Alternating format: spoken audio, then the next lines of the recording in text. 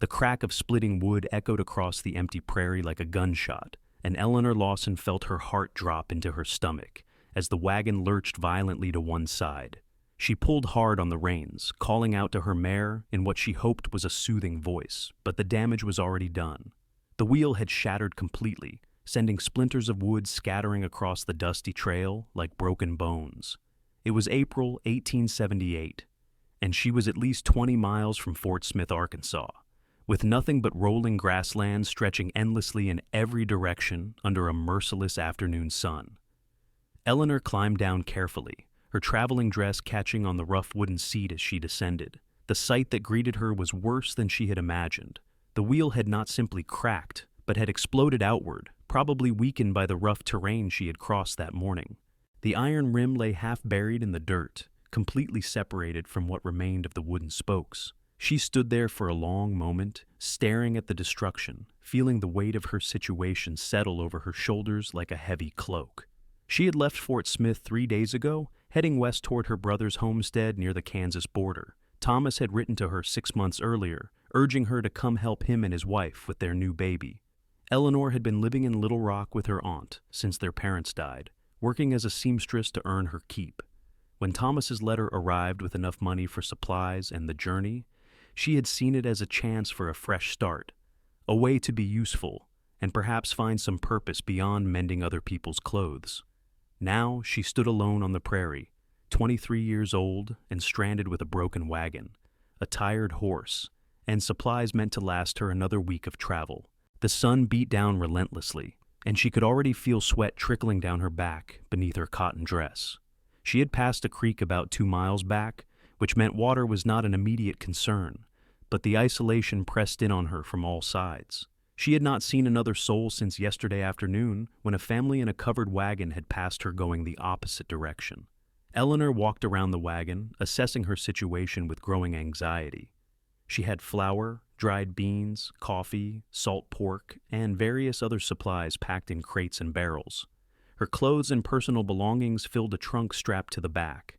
The mare, a gentle bay named Rosie, stood patiently in her traces, occasionally flicking her tail at flies. Eleanor had grown fond of the horse over the past few days, talking to her as they traveled to break the oppressive silence of the journey. "Well, Rosie," Eleanor said aloud, reaching up to stroke the mare's neck, "we are in quite a predicament."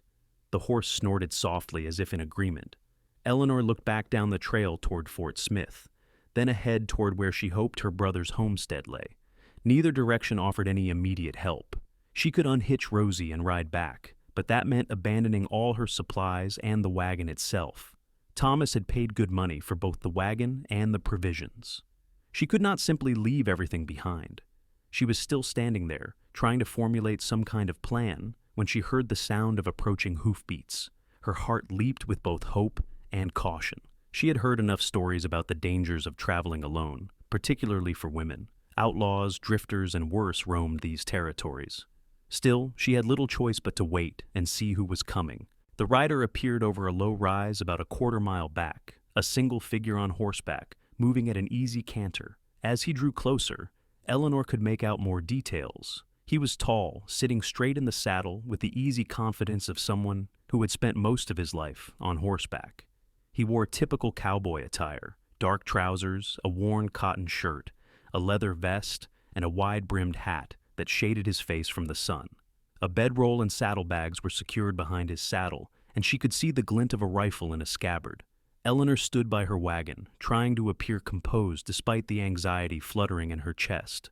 As the rider approached, he slowed his horse to a walk, then stopped about 10 feet away. He touched the brim of his hat in greeting, and Eleanor got her first clear look at his face. He appeared to be in his mid-20s, with sun-bronzed skin and dark hair that curled slightly where it touched his collar. His eyes were a striking shade of blue-gray, startling against his tanned face. He had strong, angular features, with a straight nose and a firm jawline shadowed with a few days' worth of stubble. There was something both capable and cautious in his expression, as he looked from Eleanor to her broken wagon.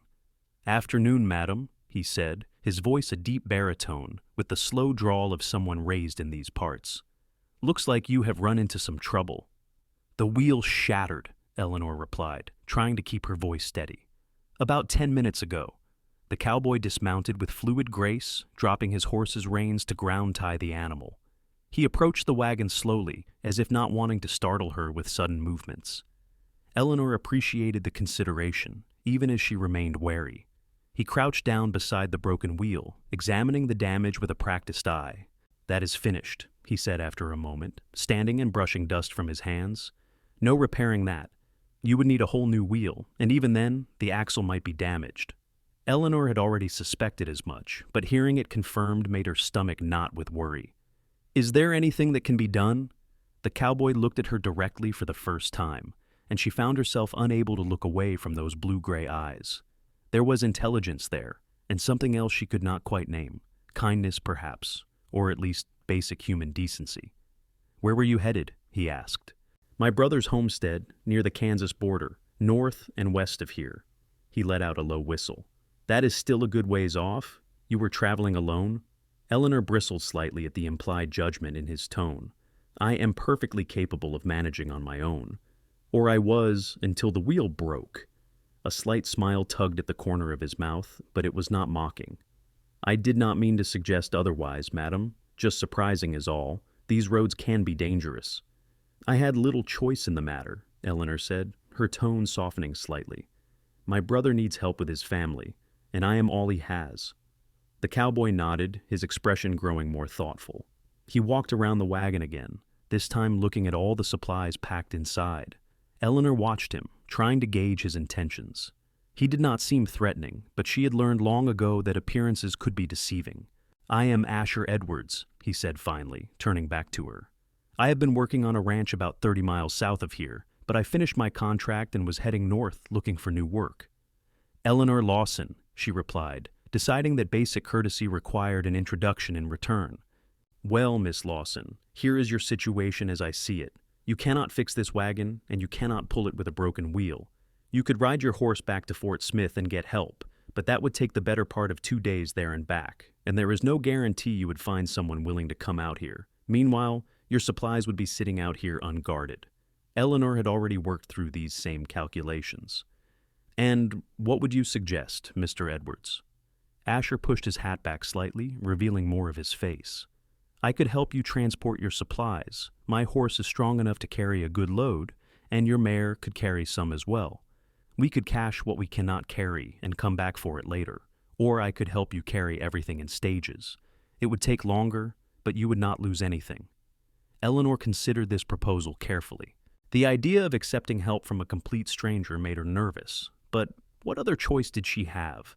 She could not simply abandon everything and ride back to Fort Smith. Even if she did, she would still need to hire someone to help her recover her supplies and continue her journey. At least Asher Edwards had stopped to offer assistance rather than simply riding past. "Why would you help me?" she asked bluntly. "What do you want in return?" Asher met her gaze steadily. "I do not want anything, Miss Lawson. My mother raised me to help people when they need it. But if it makes you feel better, you could pay me for my time once we reach your brother's place. I am sure he could spare a few dollars, and I could use the work." There was something straightforward and honest in the way he spoke that eased Eleanor's concerns slightly. She had always prided herself on being a good judge of character, and everything about Asher Edwards suggested he was telling the truth. Still, she hesitated. "I understand your caution," Asher said quietly. "A woman alone has every right to be careful about accepting help from strangers. If you would rather, I just helped you get your horse unhitched and sent you on your way back to Fort Smith. I will do that instead. Or I can ride back and send someone official to help you. It is your choice." The fact that he acknowledged her vulnerability and offered alternatives actually made Eleanor trust him more. A man with ill intentions would have pressed his advantage, not given her options to refuse his help. "How would we do this?" she asked. "Transport everything, I mean." Asher walked over to his horse and returned with a length of rope. "We can make packs for both horses. I can carry a good load on my back as well. We will take the most important supplies first, the things you cannot afford to lose. Food, water containers, your personal belongings. We can come back for the rest if needed, or your brother could send someone with a wagon." Eleanor looked at all her supplies, mentally calculating what was essential and what could potentially be left behind. The flour and beans were critical, as was the salt pork. Her clothes and the few precious items she owned that had belonged to her mother were irreplaceable. The tools and hardware Thomas had asked her to bring were valuable, but could potentially be replaced if necessary. "All right," she said finally, making her decision. "I accept your help, Mr. Edwards, and I will make sure my brother pays you fairly for your time and effort." Asher nodded, a genuine smile crossing his face for the first time. It transformed his features, softening the hard edges and making him seem younger and more approachable. "Then let us get started. We have a few hours of good daylight left, and we should use them." They worked together in efficient silence at first, Eleanor directing him to the most important supplies, while Asher figured out how to distribute the weight evenly. He fashioned packs for both horses using rope and canvas, securing barrels and crates with practiced knots. Eleanor was impressed by his competence and the gentle way he handled Rosie, speaking softly to the mare as he loaded her down. "She is a good horse," Asher commented as he adjusted a strap. "Patient temperament, that will serve you well out here." "She belonged to my aunt," Eleanor said, handing him another bundle. "She insisted I take her for the journey. I did not know much about horses before this trip, but Rosie has been forgiving of my inexperience." "You have done fine," Asher said. "Getting this far on your own is no small feat. A lot of men would not have managed it." The compliment caught Eleanor off guard, and she felt warmth rise to her cheeks that had nothing to do with the sun. She was not accustomed to such straightforward praise, especially from men. In Little Rock, she had been largely invisible, the orphaned niece who worked with her needle to earn her keep. As they continued loading the horses, they began to talk more freely. Asher explained that he had been working as a ranch hand since he was 16, moving from place to place as work became available. He had grown up in Missouri, but his parents had died when he was young, his mother from fever and his father in a farming accident. Like Eleanor, he had been largely on his own for years. "Do you have any other family?" Eleanor asked as she wrapped her mother's china carefully in a spare dress before tucking it into a pack. "A sister, last I heard. She married a shopkeeper in St. Louis a few years back. We write occasionally, but we were never particularly close." Asher paused in his work, a distant look crossing his face. "She got the house and what little money there was when our parents died. She was older, and it made sense. I took to the road and never looked back." Eleanor heard the loneliness beneath his matter-of-fact words, recognizing it because she felt the same way herself. They were both drifters in their own ways, untethered people making their way in a world that often seemed indifferent to their struggles. "Your brother is lucky to have you," Asher said, changing the subject as he secured the last pack on his own horse. "Family is everything out here. You cannot make it alone." "That is what Thomas wrote," Eleanor agreed. "He said that once I get there is plenty of work to do. His wife Margaret is overwhelmed with the baby and trying to keep the homestead running. They have 160 acres under the Homestead Act. Thomas is determined to prove it up and own it, free and clear." 5 years of living on it and working it," Asher said with a nod. "That is the requirement. How long has he been there?" "Almost 3 years now. He wrote that the first 2 years were brutal, but things are getting easier. They have crops in and some livestock.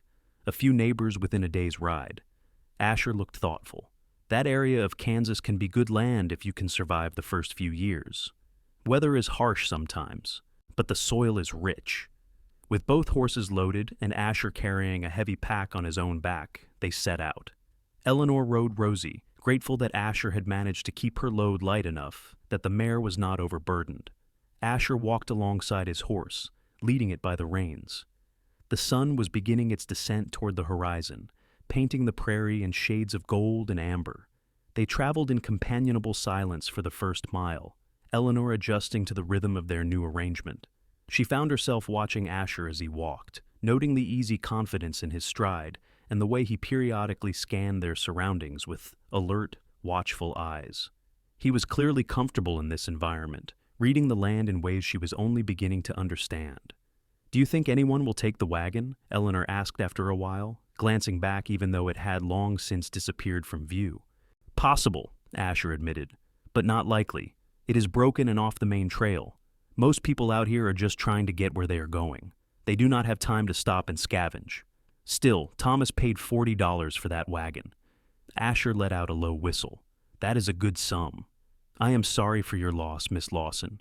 If we can come back with a replacement wheel, we might be able to salvage it." Eleanor appreciated his optimism even as she doubted they would ever see the wagon again. The wheel was only part of the problem. Getting a new wheel out here and making the repairs would cost more time and money than it was worth. Better to cut their losses and move forward. As the sun sank lower, Asher suggested they make camp for the night.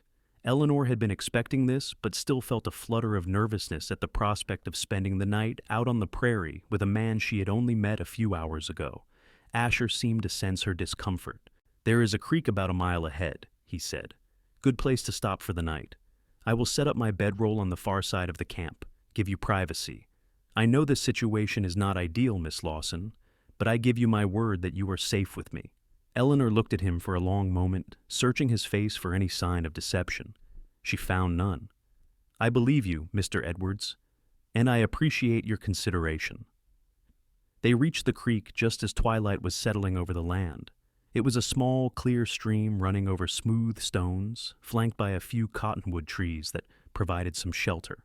Asher quickly set about making camp with practiced efficiency. He unloaded the horses and led them to water, then gathered wood for a fire, while Eleanor sorted through their supplies to figure out what they could prepare for supper. "We have coffee, beans, and salt pork," Eleanor announced. "I could make pan bread if you have a skillet."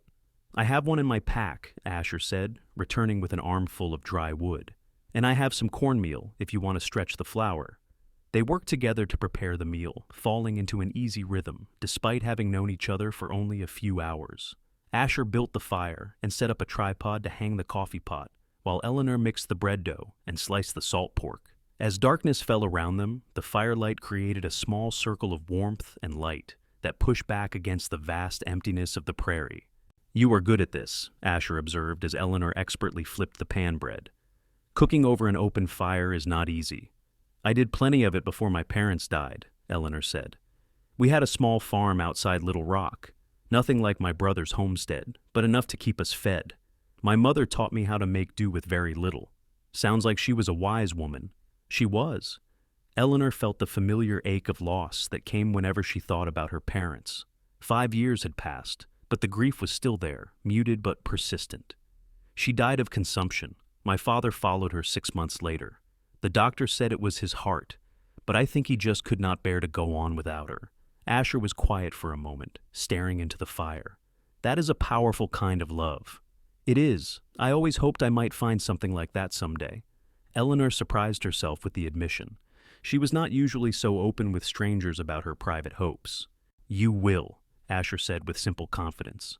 "Woman like you, with your courage and capability, any man would be lucky to have you." Eleanor felt her cheeks warm again and was grateful for the darkness that hid her blush. "You barely know me, Mr. Edwards. I know you set out on your own to travel across dangerous territory to help your brother.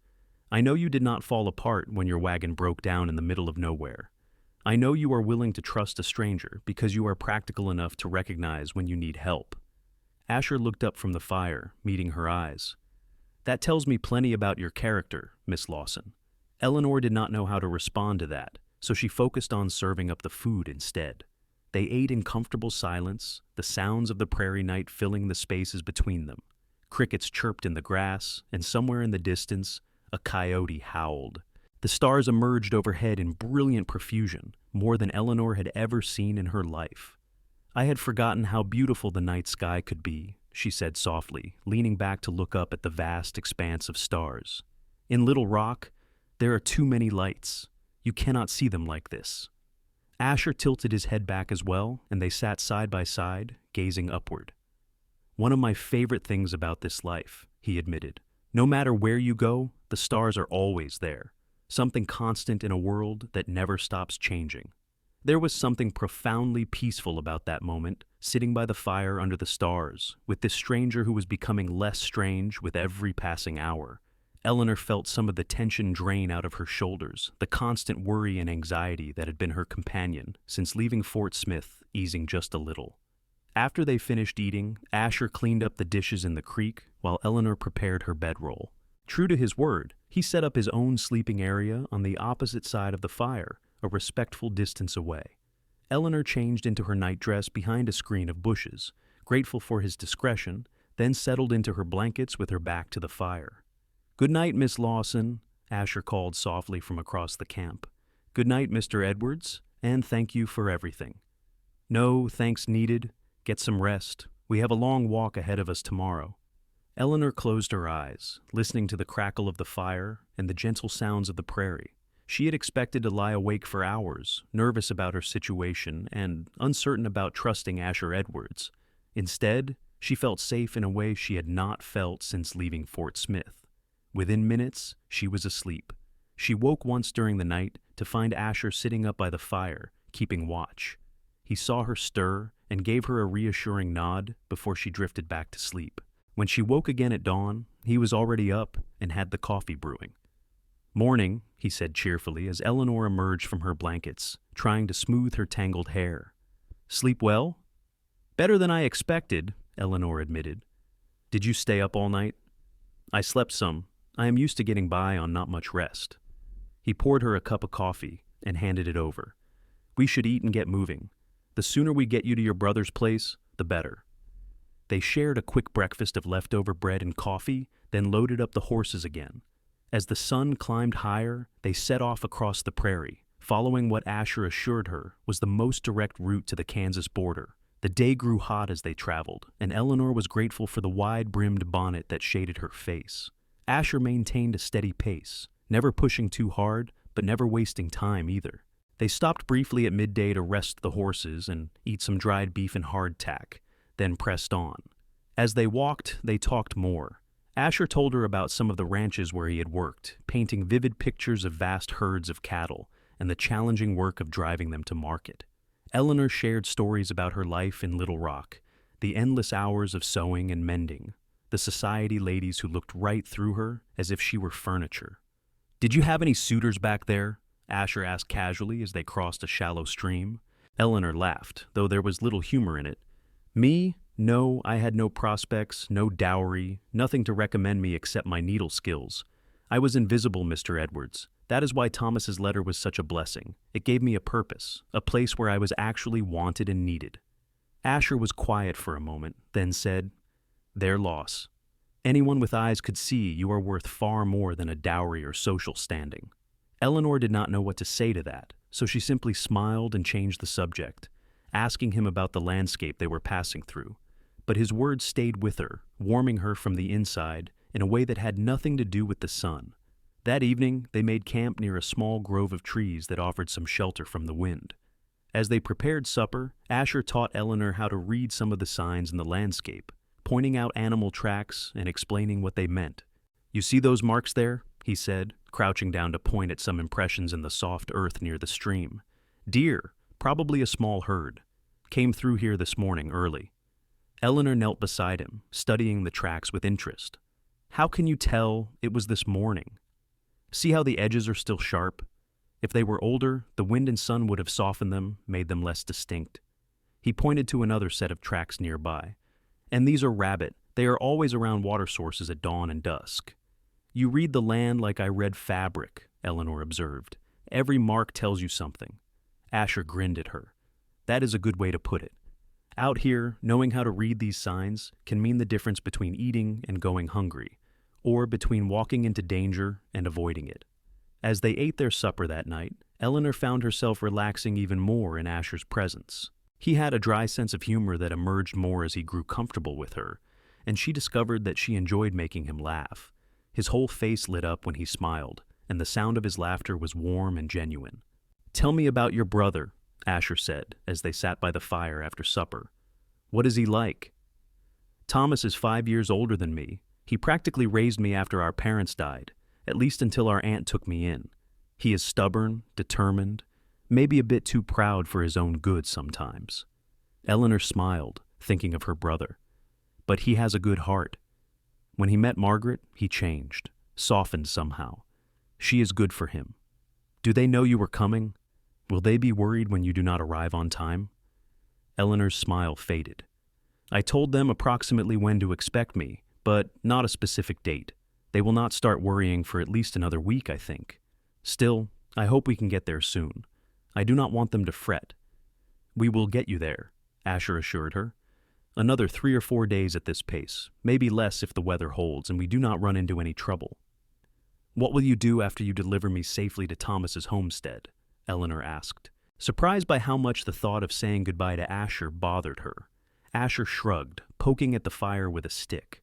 Look for work, I suppose. There are ranches up that way, and it is almost time for spring roundup. Someone will need an extra hand. Thomas might have work for you, Eleanor suggested, trying to keep her tone casual. He mentioned in his letter that he was hoping to hire some help for the heavy work. I would be happy to talk to him about it, Asher said, glancing at her with an expression she could not quite read. If he has work and I can be useful, I am not opposed to settling in one place for a while. They fell into silence after that, but it was a comfortable silence, full of unspoken thoughts and growing understanding. Eleanor found herself watching Asher more openly now, admiring the strong line of his jaw and the capable way his hands moved as he maintained the fire. She was beginning to realize that her initial gratitude for his help was transforming into something deeper, something that both thrilled and frightened her. That night, as she lay in her bedroll, Eleanor admitted to herself that she was attracted to Asher Edwards. It was more than just his good looks, though she certainly found him handsome. It was his kindness, his competence, the way he treated her as an equal rather than a burden or a fragile thing that needed constant protection. He respected her, and that respect was more attractive than any pretty words could have been. The next 2 days passed in a similar pattern. They walked, talked, made camp, and moved on. With each passing mile, Eleanor felt herself growing more comfortable with Asher, and she sensed the feeling was mutual. He began to share more personal stories, opening up about his hopes and dreams in ways that suggested he trusted her. I have been saving money, he told her on the third day as they followed a well-worn trail through rolling grassland. Every job I take, I put away as much as I can. Someday, I want to have my own place. Nothing fancy, just a small ranch. Enough land to run some cattle and horses, maybe grow some crops. A home. That sounds wonderful, Eleanor said sincerely. Do you have a particular place in mind? I like this area, Asher admitted, gesturing at the landscape around them. Kansas, maybe the Nebraska territory. The land is still affordable if you know where to look, and there is room to grow. It is hard country, but I do not mind hard work. You would need help, Eleanor said, her heart beating a little faster. Running a ranch alone would be nearly impossible. Asher looked at her, and something in his eyes made her breath catch. I am aware of that. I have been waiting to find the right person to share that dream with. The moment stretched between them, charged with possibility. Eleanor wanted to say something, but the words stuck in her throat. Instead, she simply held his gaze, hoping he could read in her eyes what she could not yet say aloud. That evening, they made camp in a meadow filled with early wildflowers. The sky was clear, promising another night of brilliant stars. As Eleanor prepared their supper, Asher suddenly stood and walked over to where she was working. Miss Lawson, he said, his voice more serious than she had heard it before. Eleanor, may I call you Eleanor? Yes, she said softly, setting down the pot she was holding. And I would like to call you Asher, if that is acceptable. It is more than acceptable. He took a deep breath, and Eleanor could see he was gathering his courage. I know we have not known each other long, just a few days, but I feel like I have known you much longer. Like, I have been waiting to meet you my whole life. Eleanor's heart was pounding now, so loud she was sure he could hear it. I feel the same way. I am not a man of means, Asher continued, the words tumbling out now, as if he was afraid he would lose his nerve if he stopped. I do not have much to offer except hard work and honest intentions. But I care for you, Eleanor, more than I thought it was possible to care for someone in such a short time. And I would very much like to court you properly, if you would allow it. Eleanor felt tears prick at her eyes, but they were tears of joy. I would like that very much, Asher. The smile that spread across his face was brilliant, transforming his already handsome features into something almost beautiful. He reached out and gently took her hand, his calloused palm warm against her smaller, softer one. I will do this right, he promised. I will speak to your brother, get his blessing. I will not rush you or press you for anything you are not ready to give, but I want you to know that my intentions are serious. I am looking for a wife, a partner, someone to build that dream with, and I believe that someone could be you. I believe that too, Eleanor whispered, squeezing his hand. I never thought I would find this. After my parents died, after all those years of being invisible in Little Rock, I thought perhaps love was not meant for me. But then my wagon broke down, and you appeared, and everything changed." Asher lifted her hand to his lips and placed a gentle kiss on her knuckles, his eyes never leaving hers. "Everything changed for me, too. The moment I saw you standing by that broken wagon, trying so hard to be brave even though you had to be terrified, I felt something shift inside me. I knew I could not just ride past. I had to stop. I had to help. And now I cannot imagine riding away when we reach your brother's place." They stood there in the fading light, hands clasped, looking at each other with wonder and growing affection. Finally, Eleanor reluctantly pulled away, knowing they still had practical matters to attend to before the sun set completely. "We should finish making supper," she said, though what she really wanted was to stay in this moment forever. "Of course." Asher stepped back, giving her space but not moving far. "But, Eleanor." "Yes? Thank you for giving me a chance. I promise I will not make you regret it." That night, after they had eaten and cleaned up, they sat by the fire closer than they had on previous nights, not touching, but near enough that Eleanor could feel the warmth radiating from Asher's body. They talked late into the evening, sharing dreams and fears, learning about each other with the intensity of people who knew they had found something rare and precious.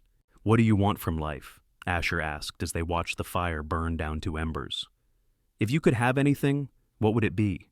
Eleanor thought carefully before answering. "I want to belong somewhere, to someone. I want to wake up every morning knowing that I am needed and valued, not just for what I can do, but for who I am.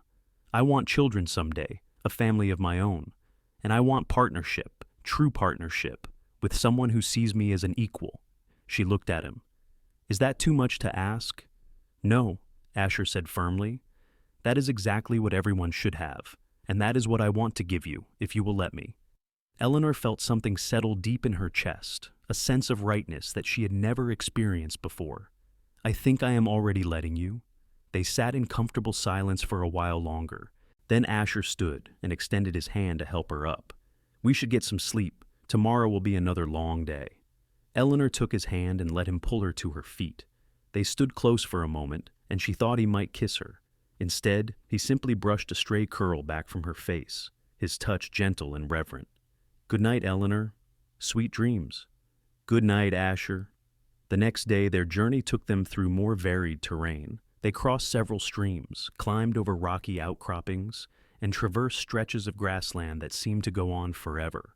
Asher pointed out landmarks, explaining how to navigate using the sun and the stars, teaching her the skills she would need to survive in this harsh but beautiful land. "You are a good teacher," Eleanor said, as they stopped to rest the horses near a clear spring. "Patient and thorough." "You are a good student," Asher replied, settling down on a flat rock beside her. "Quick to learn and not afraid to ask questions. Those are valuable qualities out here." They shared some dried fruit and water, enjoying a brief respite from the heat. Eleanor found her gaze drawn to Asher's profile as he scanned the horizon, ever watchful. She was starting to memorize the details of his face, the small scar near his left eyebrow, the way his eyes crinkled at the corners when he smiled, the fullness of his lower lip. "What are you thinking about?" Asher asked, catching her staring. Eleanor felt her cheeks heat but decided to be honest. "I was thinking about how handsome you are, and how lucky I am that you were the one who came along that day." Asher's expression softened, and he reached over to take her hand. "I am the lucky one, Eleanor. Trust me on that." They sat there holding hands, the vast prairie stretching out around them, and Eleanor felt a profound sense of peace. Whatever challenges lay ahead, she knew they would face them together. Late that afternoon, they spotted buildings in the distance. Asher consulted the crude map Thomas had drawn for Eleanor, comparing landmarks. "I think that might be it," he said, pointing toward a cluster of structures on the horizon. "Does your brother have a barn with a red door and a windmill?" Eleanor squinted, trying to make out details at this distance. "Yes. Thomas mentioned both of those in his letters." "Oh, Asher, I think we have made it." They picked up their pace, both of them eager now to reach their destination. As they drew closer, Eleanor could make out more details. The homestead was larger than she had imagined, with a sturdy house, a barn, several outbuildings, and what looked like a chicken coop. Crops were growing in neat rows in one field, and she could see cattle grazing in a fenced pasture. A man emerged from the barn as they approached, shading his eyes against the sun to get a better look at the approaching travelers. Eleanor recognized her brother's tall, lanky frame immediately. "Thomas!" she called out, waving frantically. "Eleanor!" Thomas broke into a run, covering the distance between them quickly. "Eleanor! Thank God! We have been starting to worry."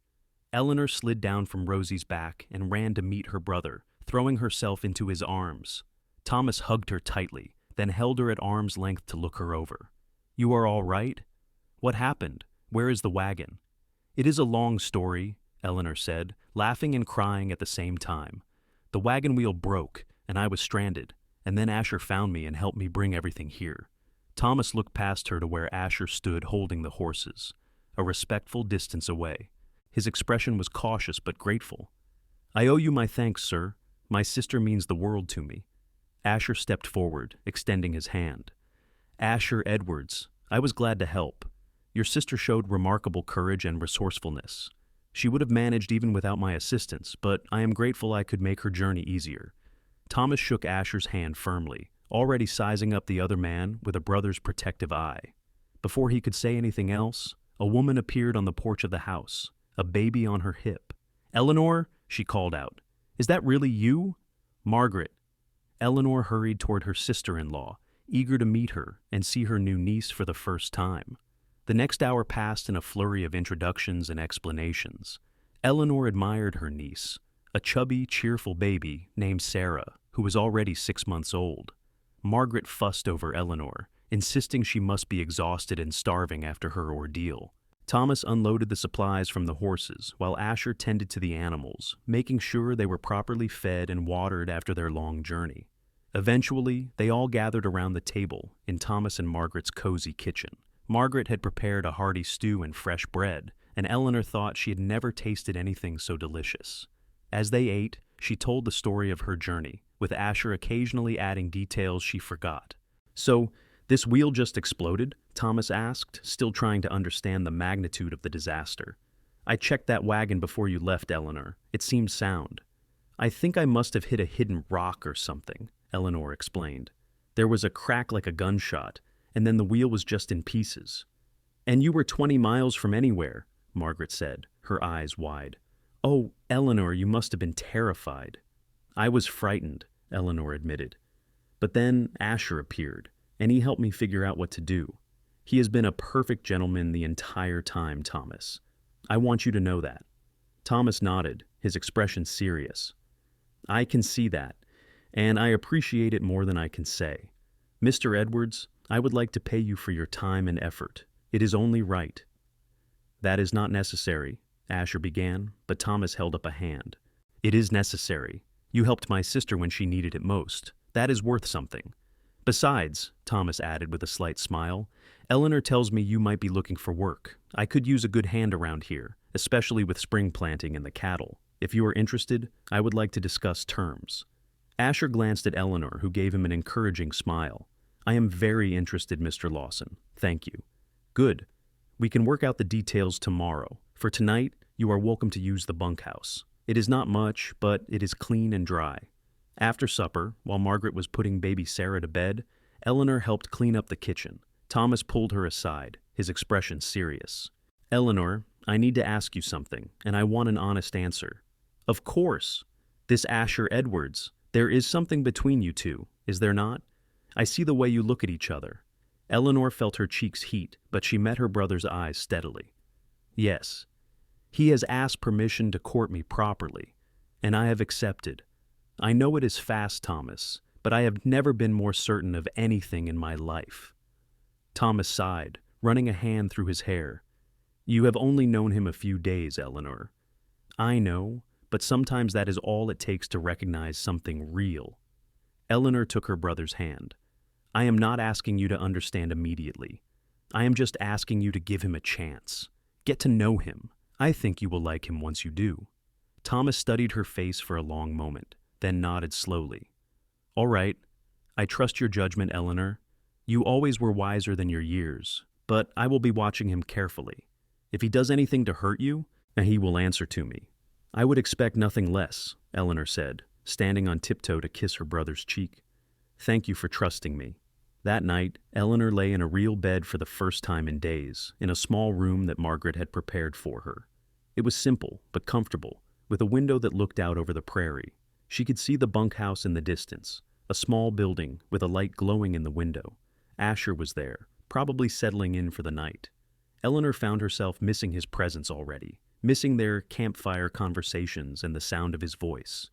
They had spent only a few days together, but those days had changed everything. She fell asleep thinking about his smile and the gentle way he had kissed her knuckles, already counting the hours until she would see him again in the morning.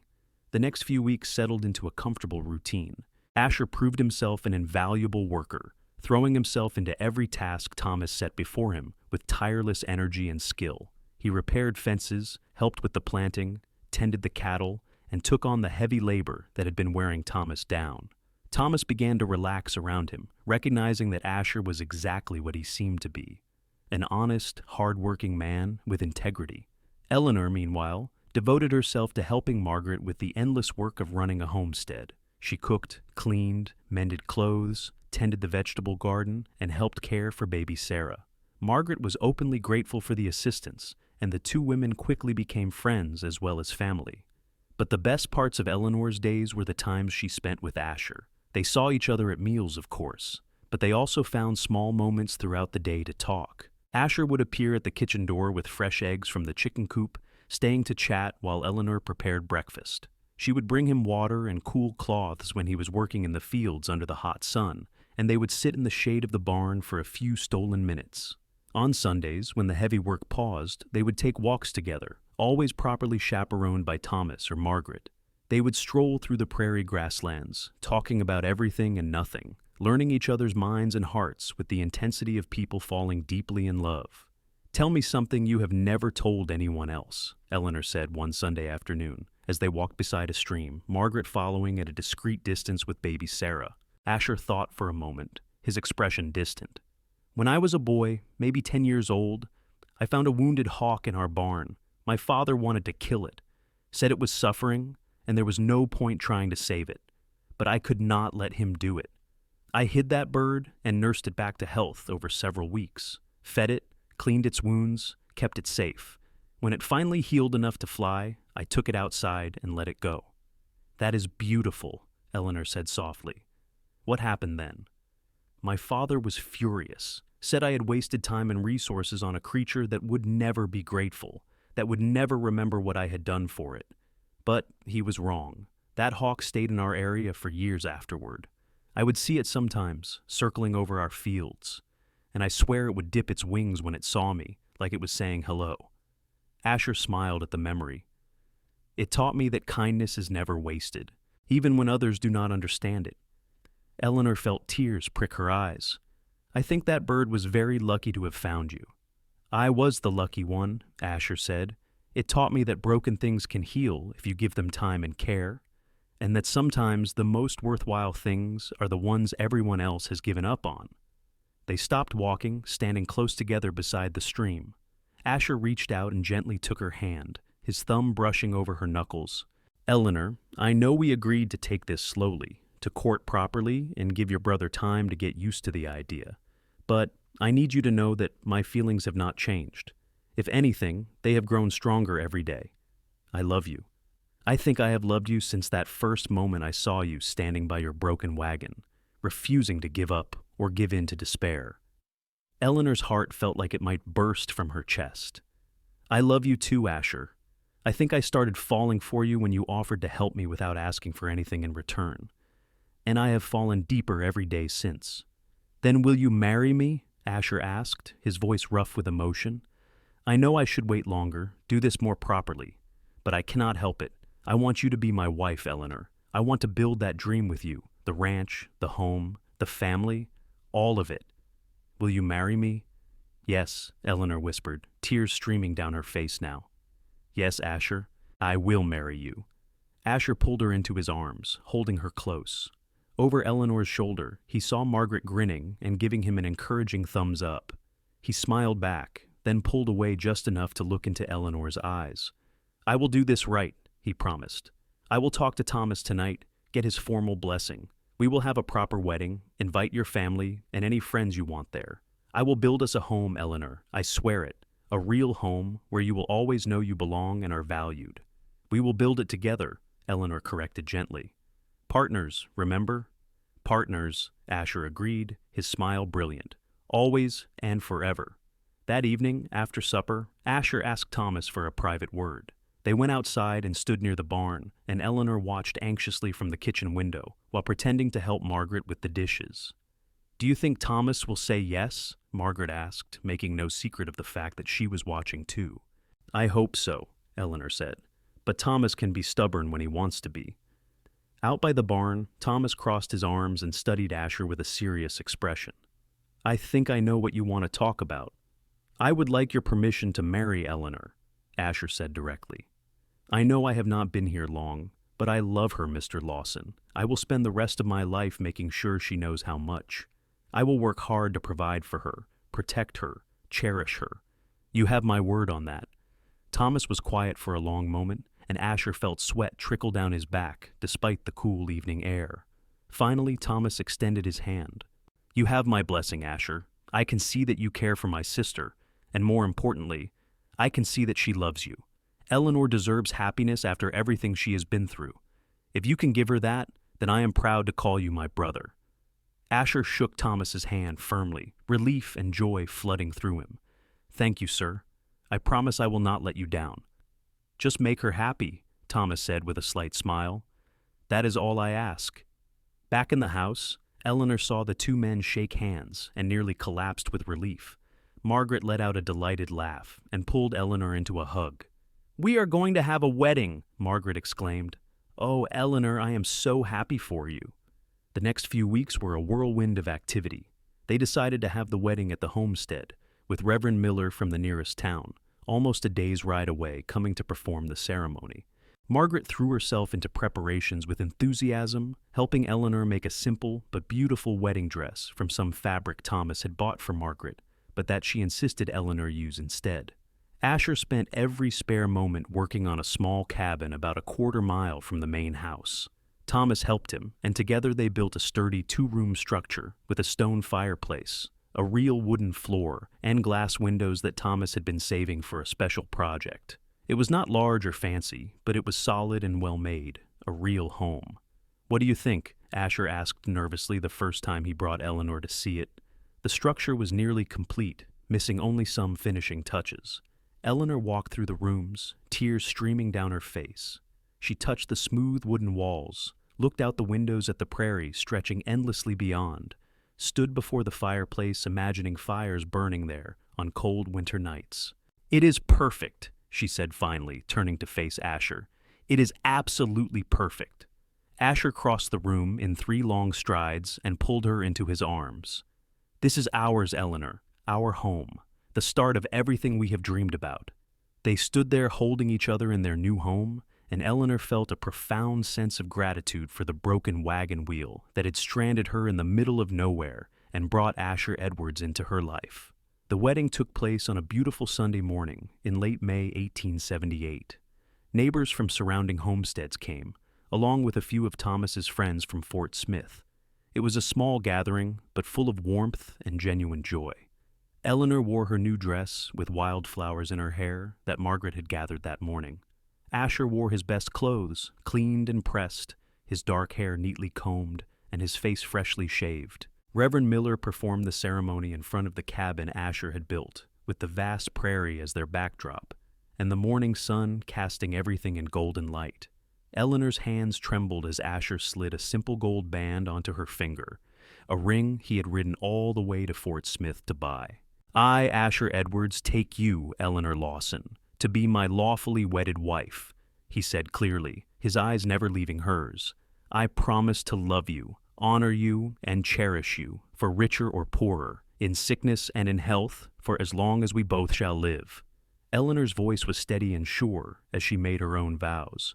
I, Eleanor Lawson, take you, Asher Edwards, to be my lawfully wedded husband. I promise to love you, honor you, and stand beside you as your partner and equal through all the challenges and joys that life brings us, for as long as we both shall live. I now pronounce you husband and wife, Reverend Miller said with a warm smile. Asher, you may kiss your bride. Asher cupped Eleanor's face in his hands and kissed her gently, sweetly. a kiss full of promise and love. Around them, their friends and family applauded and cheered, but Eleanor barely heard them. In that moment, her entire world consisted of Asher and the profound rightness of being his wife. The celebration that followed was simple but joyful. Margaret had prepared a feast with help from the neighbor women. There was music and dancing, laughter and good wishes. As the sun began to set, painting the sky in shades of pink and gold, Asher and Eleanor said their goodbyes and walked hand in hand to their new cabin. Inside, Asher had lit candles and built a fire in the hearth, despite the warm evening. Eleanor looked around at the home they would share, feeling a sense of deep contentment settle over her. "Are you happy?" Asher asked, coming to stand behind her and wrapping his arms around her waist. "I am more than happy," Eleanor said, leaning back against him. "I am home." They stood there for a long moment, watching the firelight dance across the walls, and then Asher turned Eleanor to face him. He kissed her again, deeper this time, and Eleanor responded with all the love and desire she had been holding back during their courtship. They came together as husband and wife, and in the gentle intimacy of their wedding night, they began truly learning each other, body and soul. The years that followed were full of hard work, challenges, and deep joy. Asher and Eleanor worked their own piece of land that Thomas helped them claim under the Homestead Act, building it into a modest but successful ranch. They raised cattle and horses, grew crops, and slowly expanded their holdings. Some years were harder than others. There were droughts that tested their resolve, harsh winters that killed livestock, and moments when they wondered if they would make it. But they faced everything together, partners in every sense of the word. Their first child, a son they named Andrew, was born in the spring of 1879, delivered by Margaret with Asher pacing anxiously outside. Eleanor had never known it was possible to love something as much as she loved that tiny baby, with his father's blue-gray eyes and impressive lungs.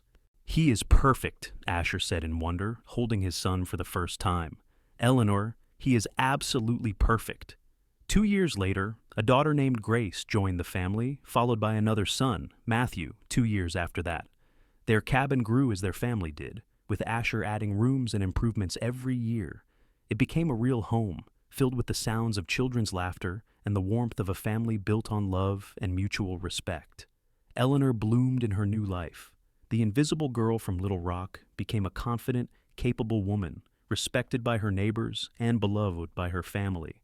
She discovered she had a talent for healing and began helping other homesteaders with illnesses and injuries.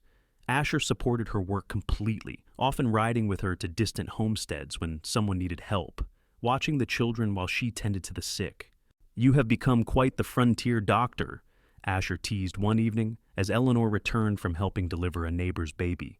"Hardly," Eleanor laughed, accepting the cup of coffee he handed her. "I just remember what my mother taught me and hope for the best." "You do more than that," Asher said seriously. "You give people hope and comfort. You make a difference in their lives." Eleanor looked at her husband, still as handsome as the day she had met him, though now there were lines around his eyes from years of squinting into the sun and working in all weather. "We make a difference. Everything I do, I can only do because you support me." "Partners," Asher said, pulling her close. "Always and forever." Their ranch grew and prospered. By 1885, they owned several hundred acres and had a herd of cattle that was the envy of their neighbors. Asher's dream of having his own place had come true, exceeding even his grandest hopes. But he always said that the land and the cattle were not what made him rich. His true wealth was Eleanor and their children, the family they had built together. Thomas and Margaret's homestead thrived as well. They had 3 more children after Sarah, and the 2 families remained close, their children growing up together almost like siblings. Sunday dinners at one house or the other became a tradition, filled with noise and laughter and the warmth of family. On a summer evening in 1890, Asher and Eleanor sat on the porch of their home, watching the sun set over their land. Their children were inside, the older ones helping the younger with bedtime routines. Eleanor leaned against Asher's shoulder, feeling the solid comfort of his presence. "Do you ever think about that day?" Eleanor asked. "When the wagon wheel broke?" "All the time," Asher admitted. "I think about how close I came to just riding past, deciding it was not my concern. What would have happened if I had?" "Someone else would have helped me eventually," Eleanor said, though she did not really believe it. "But I am glad it was you." "So am I." Asher kissed the top of her head. That broken wheel was the best thing that ever happened to me. It brought me you." "It brought us each other," Eleanor corrected. "I was lost in more ways than one that day. You did not just help me with my supplies, Asher. You helped me find my way home." "We found our way together," Asher said, holding her closer. "And we have built something beautiful, have we not?" Eleanor looked out at their ranch, thought about their children sleeping safely inside, considered the life they had created from nothing but determination, love, and faith in each other. "Yes," she agreed, "we have built something extraordinary." As the stars began to appear overhead, the same stars they had watched together on that first night by the campfire 12 years earlier, Eleanor felt a profound sense of gratitude. She had set out on a journey to help her brother, and had found so much more. She had found love, purpose, belonging, and a partner who saw her, truly saw her, and cherished what he found. The years continued to pass, bringing new challenges and new joys. Their children grew, and eventually the oldest ones began to make their own ways in the world. Andrew went east to study law, determined to make a difference in the rapidly changing country. Grace married a young rancher from a neighboring homestead, and Eleanor watched with tears in her eyes as her daughter walked down the aisle, remembering her own wedding day. Matthew decided to stay on the ranch, working alongside his father, and eventually taking over more of the daily operations as Asher grew older. In 1898, on their 20th wedding anniversary, Asher surprised Eleanor with a trip back to Fort Smith. They left the ranch in Matthew's capable hands and traveled together, just the two of them, retracing the route Eleanor had taken all those years ago. They found the spot where the wagon had broken down, though there was no trace of it remaining after 20 years. They stood there together, hands clasped, remembering that fateful day. "Thank you," Eleanor said softly, "for stopping, for helping, for loving me." "Thank you for trusting me," Asher replied, "for taking a chance on a drifter cowboy with nothing but dreams and determination." "You were never just a drifter," Eleanor said firmly. "You were the answer to a prayer I did not even know I was praying." They continued on to Fort Smith, staying in a hotel and enjoying the novelty of having time alone together without children or responsibilities. They walked through the town, visited Thomas and Margaret, who had retired there a few years earlier, and simply enjoyed being together. On their last evening before returning home, they stood on a bluff overlooking the Arkansas River, watching the sunset paint the sky in brilliant colors. "If you could go back," Asher said, "and tell that frightened young woman standing by her broken wagon what the future held, what would you say?" Eleanor thought about that for a moment. "I would tell her that sometimes the worst moments lead to the best outcomes, that being stranded and vulnerable and afraid was not the end but the beginning, that the man who stops to help her will become the love of her life, her partner, her home." She looked up at Asher, seeing the silver threading through his dark hair now, the lines of time and laughter on his beloved face. "I would tell her that every hardship she faces will be worth it, because she will never face anything alone again." Asher pulled her close, resting his chin on top of her head. "And if I could tell that young cowboy what he was riding toward that day, I would say he was about to find everything he ever wanted but never dared to hope for. That stopping to help a stranded woman would change his entire life, give him purpose and meaning, and a love deeper than the prairie sky." They stood there as the sun sank below the horizon, two people who had found each other in the vast emptiness of the prairie and had built a life full of meaning, purpose, and enduring love. The years continued their steady march.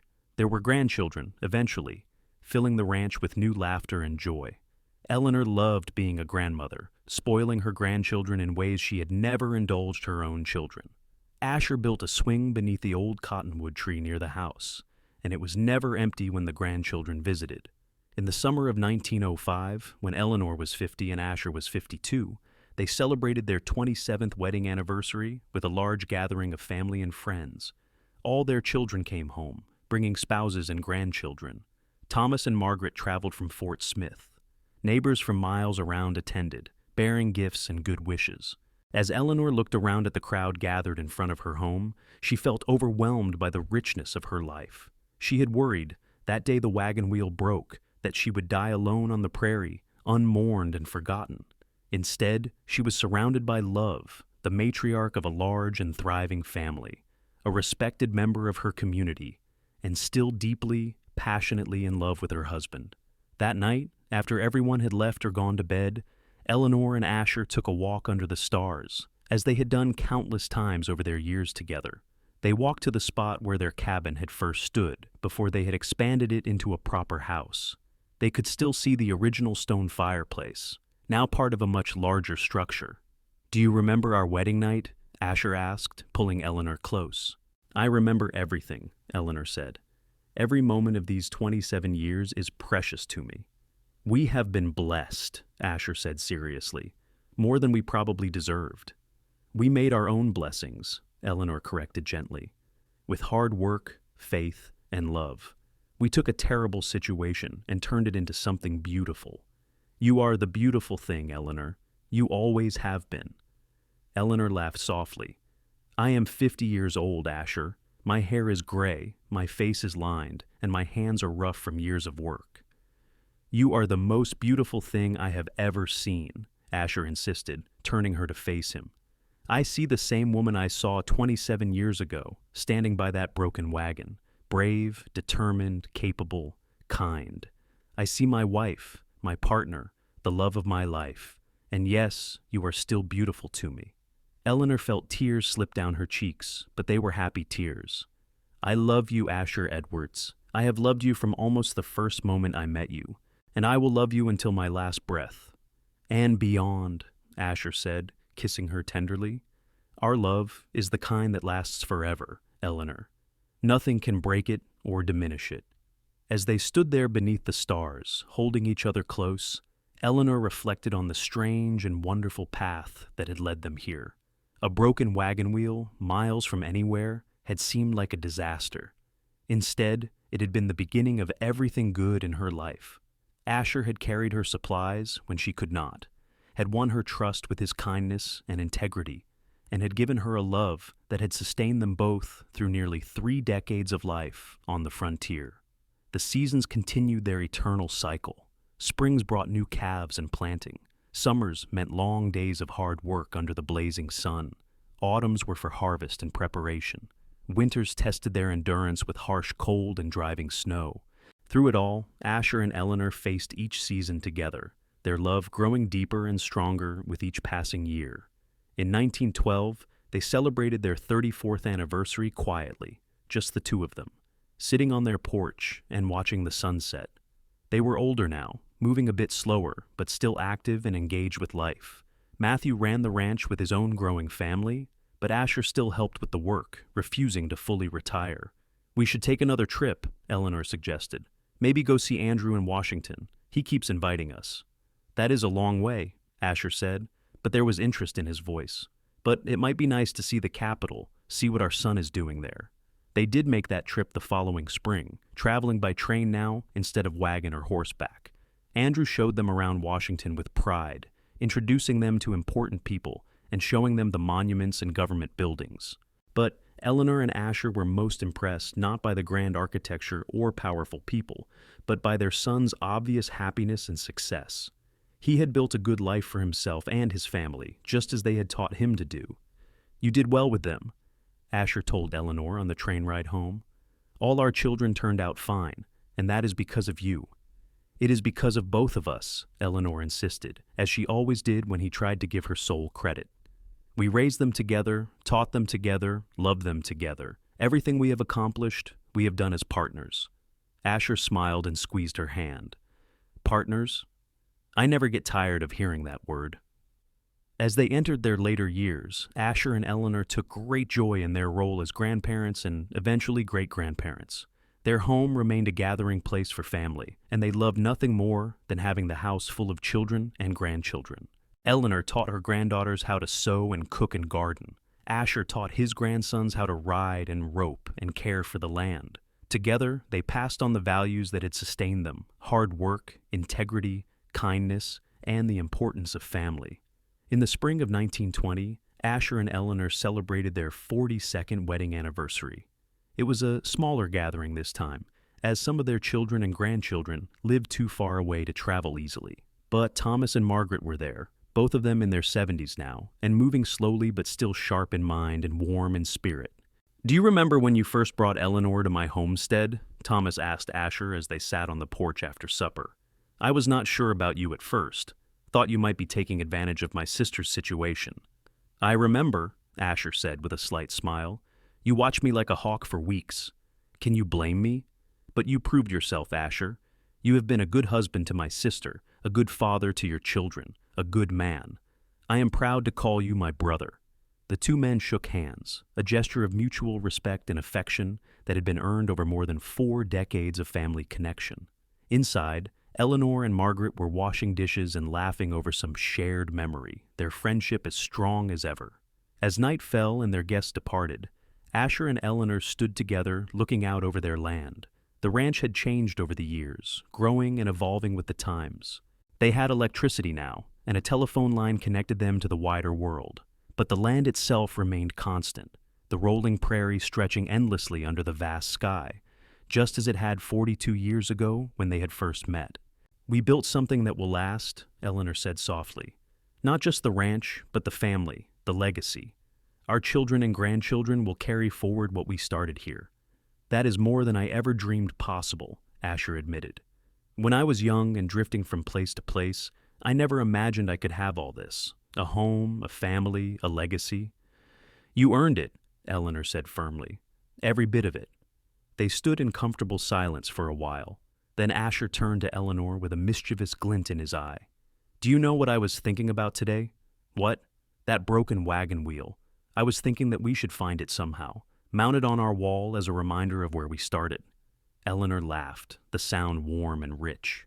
"I doubt there is anything left of it after all these years. But I like the sentiment. We should put up a plaque or something, commemorating the day we met. 'Here stood a broken wagon,'" Asher intoned dramatically, "and here began a love story for the ages." "You are ridiculous," Eleanor said, still laughing. "You love it."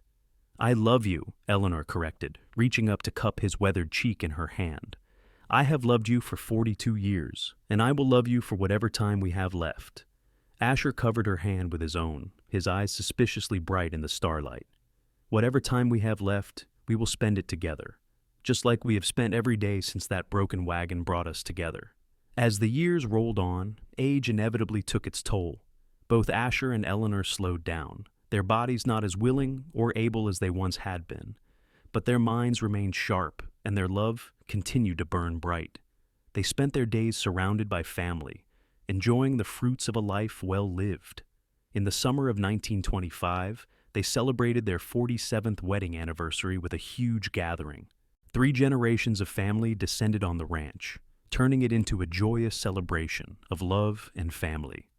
As Eleanor sat in a comfortable chair on the porch, surrounded by children, grandchildren, and great-grandchildren, she felt a profound sense of completion. This was what she had been meant for, this rich, full life surrounded by love. Asher sat beside her, holding her hand as they had held hands for nearly 50 years. They watched their family with deep satisfaction, knowing that they had created something meaningful and lasting.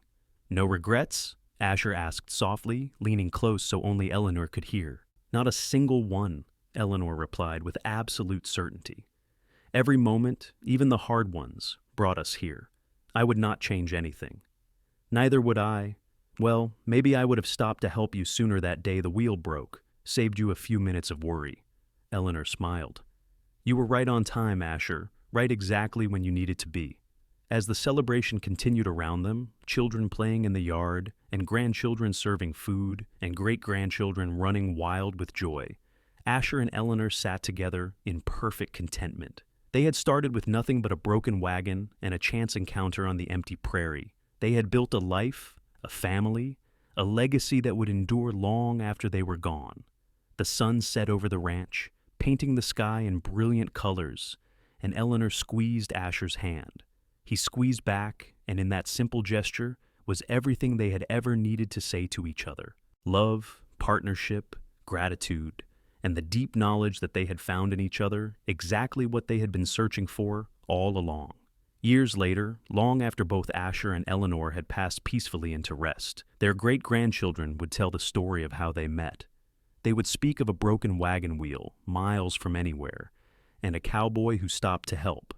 They would tell of how he carried her supplies and won her trust, and how that simple act of kindness had blossomed into a love story that spanned nearly half a century and created a family legacy that continued for generations. But on that summer evening in 1925, as the sun set over the ranch and family surrounded them on every side, Asher and Eleanor were not thinking about legacy or posterity. They were simply grateful, deeply and profoundly grateful for the broken wheel that had brought them together and the love that had sustained them through every challenge life could throw their way. They had faced everything together as partners, and they had built something beautiful that would endure long after they were gone, and that, they both knew, was more than enough. It was everything.